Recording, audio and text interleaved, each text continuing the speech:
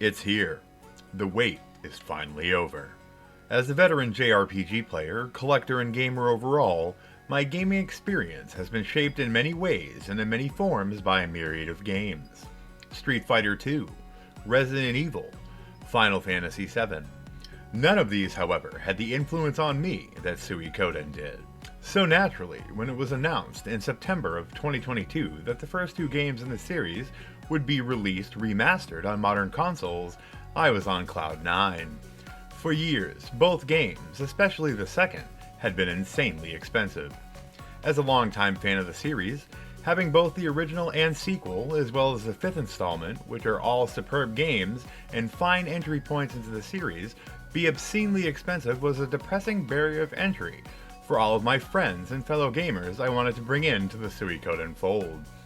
Then, in August of 2023, my heart was ripped out as it was announced the remastered dual release would be delayed indefinitely. Then, in August of 2024, it was finally announced for March 6th of 2025. Would this truly come to pass? It wasn't the first time we'd had our hearts broken. In 2006, both of the original games were released in one lovely UMD for the PSP, at first only in Japan. Surely, with how popular the series was, how soaked in wealth Konami was at the time, and with the potential to add so many North American fans that were now firmly entrenched in JRPG mania, it would definitely be announced shortly thereafter for North America and the rest of the world. Nope. The re-release on the PSP bombed spectacularly, selling just over 20,000 copies in Japan. No plans or attempts to release it in the West were ever made. We were simply out of luck. I had long since sold my original copies, and having a physical of these games was escalating in an alarming fashion in price. By 2010, the second game had already topped $100 complete in box. By April of 2021, the complete in box price had soared to nearly $400. This was insanity.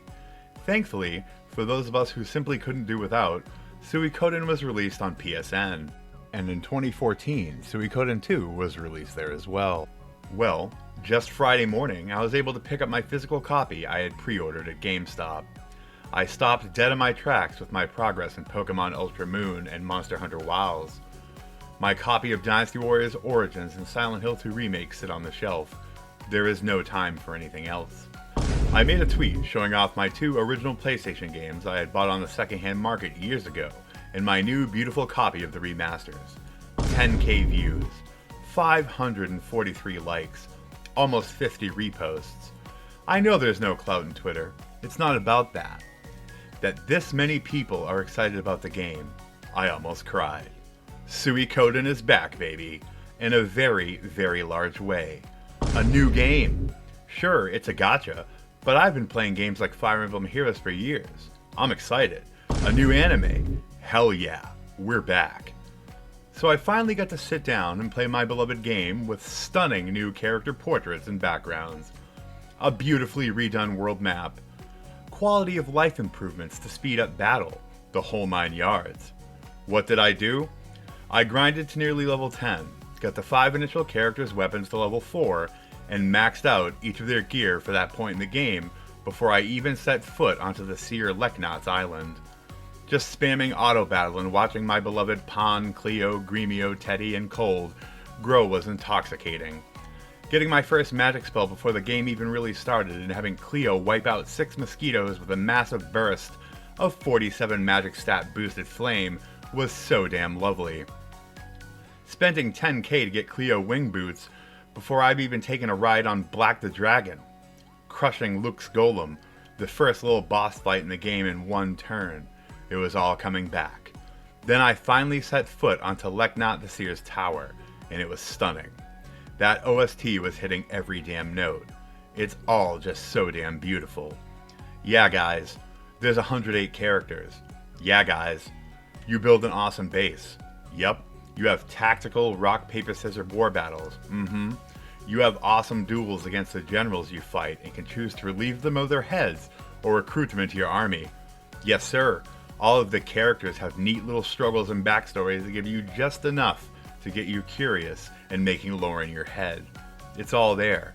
Tragedy, triumph, political intrigue, Odessa's tragedy, one of my favorite moments and characters ever, sassy elves, dog people, a Belmont-esque adventurer named Lorelei, an executioner that when asked to join says, "But I'm only good at cutting off people's heads."